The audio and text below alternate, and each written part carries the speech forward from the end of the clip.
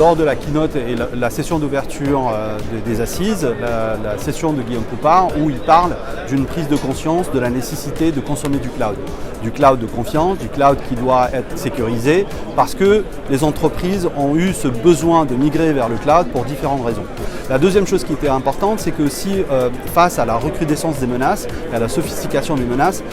il y a une prise de conscience au niveau des différentes entreprises, que ce soit à l'échelle nationale ou à l'échelle européenne et voire même à l'échelle mondiale, de collaborer ensemble, de bâtir en quelque sorte un écosystème qui permet entre éditeurs mais aussi entre clients de partager des informations concernant les attaques,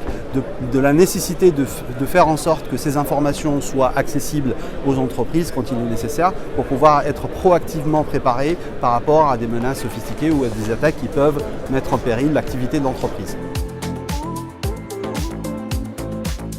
On a vu des entreprises qui se sont posé la question sur le modèle de sécurité qu'ils ont mis en place jusque-là. Depuis des années, VMware a toujours répété qu'il est nécessaire de transformer la façon avec laquelle on adresse la sécurité. On a vu l'émergence d'un certain nombre de modèles, notamment celui qui se distingue le plus, c'est le modèle Zero Trust. Aujourd'hui, le Zero Trust devient une réalité et un besoin et une nécessité pour les entreprises pour pouvoir continuer leur transformation digitale, de pouvoir continuer à moderniser leurs applications, à consommer du cloud, mais tout aussi sécuriser leurs utilisateurs qui ont changé du coup la façon de travailler face à la pandémie et sont devenus aujourd'hui tout à fait mobiles et en 100% télétravail.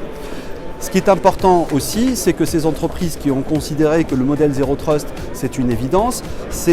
ils se sont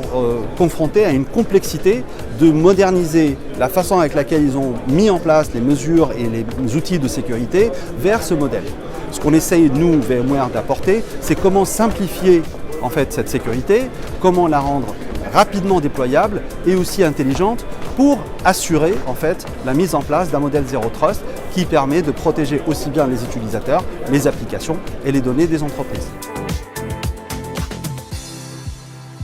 Alors aujourd'hui, VMware, comme j'ai dit tout à l'heure, a mis la cybersécurité comme un axe principal dans sa stratégie. La cybersécurité n'est pas un domaine tout seul qu'on doit traiter en indépendant par rapport à tout le reste dans le système d'information. On a insisté à ce que la cybersécurité ou les solutions de sécurité qu'on met en place, qu'elles soient distribuées, qu'elles soient disponibles, que ce soit pour des applications ou pour des utilisateurs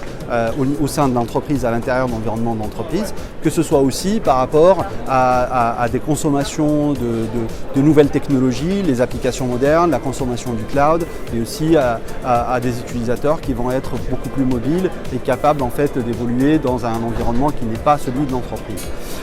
La solution VMware et l'axe stratégique sur lequel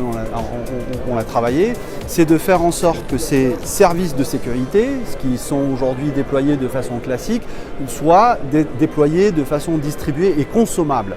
que ce soit par les applications ou les utilisateurs. Mais aussi d'apporter une intelligence au niveau de ces mécanismes de sécurité pour permettre de corréler plus rapidement des événements de sécurité, de détecter au plus proche les incidents de sécurité et de pouvoir accélérer la prise d'action et la remédiation pour pouvoir continuer le service et assurer un niveau de service satisfaisant.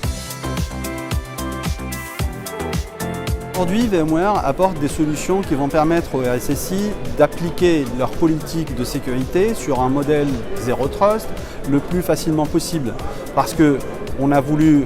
apporter des réponses au plus proche des applications et des utilisateurs au travers des solutions telles que le Anywhere Workspace pour l'environnement utilisateur, pour qu'il puisse évoluer dans un environnement sécurisé là où il est, de n'importe laquelle façon où il se connecte vers les ressources, que ce soit dans le cloud ou dans le data center. D'un autre côté, par rapport aux applications, il s'agit aussi de sécuriser des environnements qui peuvent être très hétérogènes, entre des applications classiques et des applications modernes, des applications qui sont dans le data center ou des applications éclatées sur des environnements multi-cloud. Le niveau de sécurité n'a pas besoin de baisser. On n'a pas besoin d'être tributaire de l'environnement dans lequel l'application évolue pour assurer sa protection. Et principalement sur ces deux sujets, on a pu démontrer au travers des sessions et des workshops qu'on